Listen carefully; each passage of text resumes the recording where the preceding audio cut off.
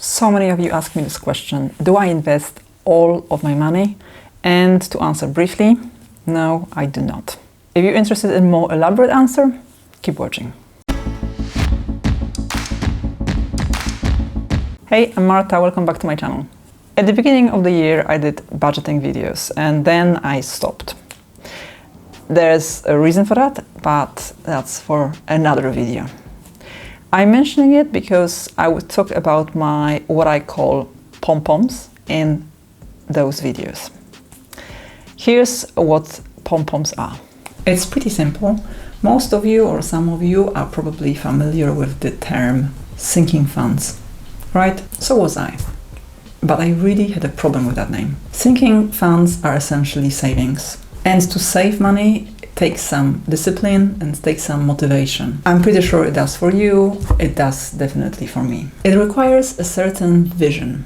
But every time I think about sinking funds, the only vision I have in my mind is from this famous painting. And this is tragic. This is not motivating at all. I mean, who came up with this name? And so, for my sake and fun, I decided that my savings will not be called sinking funds. They will be called pompoms. I love pompoms. They're funny, they make me smile, and they always want me to do this to them. And honestly, it's just much more motivating for me to think about pompoms than sinking funds when I think about my savings. POM stands for peace of mind times 2. Because essentially, these savings give me exactly that. Pompoms are for my short-term saving goals. When I started them, I had quite a few categories, not as many as some proper budgeting aficionados out there, but still, for my standards, quite a few. As anything else in my life, with time, they got simplified. So right now, I have only 6 categories, and to be honest, I still think that's far too many. But hey-ho, let's see what they are. The biggest one on the list is by far my emergency fund. Then I have a house pompom, general pompom, health pompom, Christmas pompom, and holiday pompom that I share with my boyfriend Adam. I will go through each of those categories and just talk about why I have them and how much I do or hope to have in each. It's a process, it's nothing that is just there from the very beginning. So let's have a look. Emergency fund. So this is money for when life throws a curveball. It could be a world pandemic or something not as catastrophic but nonetheless disruptive. There are many recommendations out there telling you how big an emergency fund should be. But as always with personal finance, there is no one universal answer. So the truth is, it's all up to you, your circumstances and your sense of security. One of the viewers said he uses his credit card as an emergency fund, and that works for him fine. Somebody else will have 50k stashed away. Another person, a year worth of expenses. So different people, different needs. What do I keep for emergencies? Right now I keep £5,000 in premium bonds and £5,000 in my business savings account.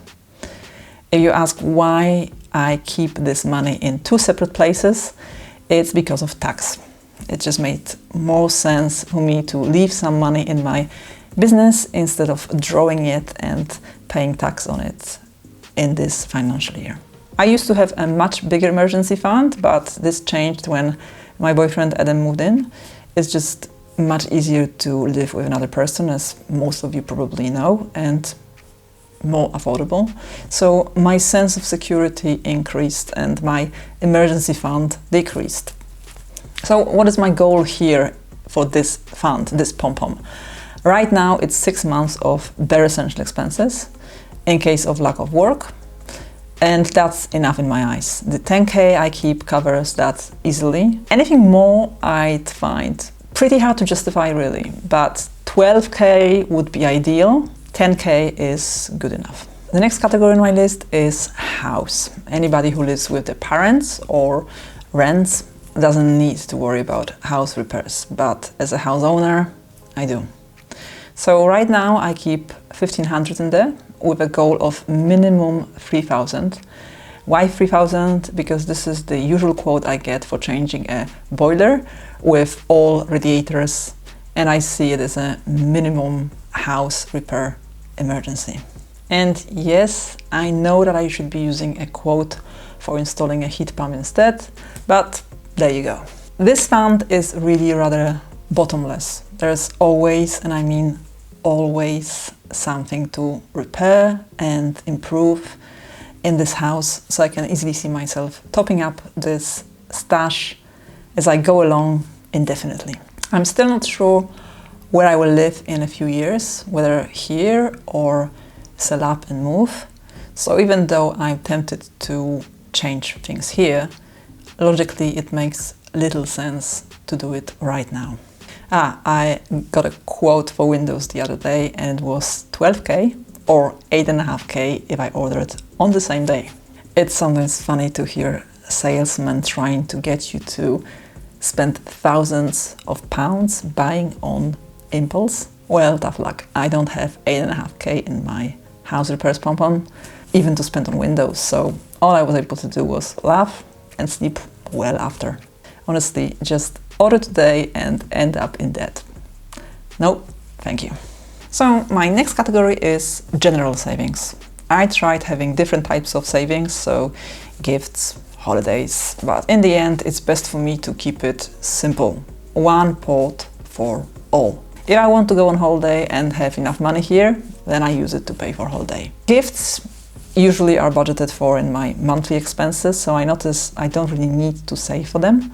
But anything like, let's say, new clothes, which hardly ever happens these days, or anything fun like taking a week off and doing absolutely nothing, because I'm a freelancer, I don't get paid leave, or getting theater tickets I spot and want to buy at the very last minute. Oh, if you're curious, one of those tickets were for this show at Sadler's Wells. Sadler's Wells is a fantastic dance theatre in London, and I'm going to see this performance this week and cannot wait. If you know of any live shows, performances, exhibitions, plays and so on worth seeing, please let me know. Anyway, sorry for digressing. My general savings pot holds £638 at the moment, and again it's bottomless. This is very much fun money and I intend to keep it that way. Moving on, my next category is health. It's empty at the moment. I'm usually okay with having about between 500 and 1,000 pounds in here. I rely on NHS for healthcare, but also make sure that I look after my health so that I'm not a burden on society in general. Yeah, I hate the thought of being a burden. If I can avoid it, I'm prepared to work hard to do so. Right now, this pot is empty because it's the end of the year and I used up all my money, obviously. But I need to top it up pretty soon, especially now that I'm working out with a personal trainer. It's something I'd wanted to do for a very long time and finally found a great personal trainer near where I live. So yes, this pot will need a top up before this year ends. Which leads us to my Christmas pom-pom. That is actually a seasonal pom-pom that will disappear in the new year, of course. I know that many people encourage saving monthly for Christmas, all year long, but that just would not work for me. Historically, I just spent Christmas in various ways, so traveling and skipping it altogether, or visiting my family, or bringing my family over here, or celebrating only with my boyfriend, and so on. So I don't want to imagine in January each year how to spend December and plan for that. As much as I love Christmas, that's far too soon for me. So I just prefer having a general savings pom-pom and be much more flexible. Of course, that works for me, but if you do know how you will spend your Christmas every year or at the beginning of the year, then by all means, creating a Christmas fund at the beginning of a year is very sensible. And go for it. So yeah, I created this pom-pom a few weeks ago and it's a place to leave some of my earnings for this Christmas. So things like gifts, cards, food, all that jazz. Easy. Right now I have 25 pounds in this pom-pom, but hope to top it up so that it reaches about 1200, and that should be enough for my Christmas.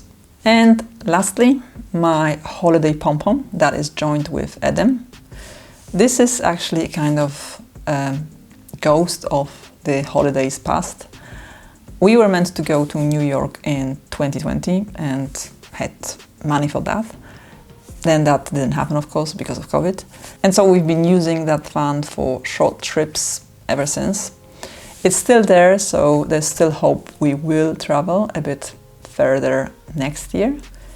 I don't know about you, but I just couldn't be bothered with all those tests and extra time at the airport, so didn't travel abroad at all. But this will change in January, as I'm taking my close friend for a spa break in the Austrian Alps. This is the place, you gotta see it. It's amazing. All paid for already, the only thing outstanding are the airport transfers, so we're pretty much good to go, fingers crossed. Anyway, the holiday pom-pom shared with Edem currently has £192.92, and it will definitely need topping up because this much won't take us anywhere. Will it take us anywhere? Actually, how far could we go for this? Any ideas?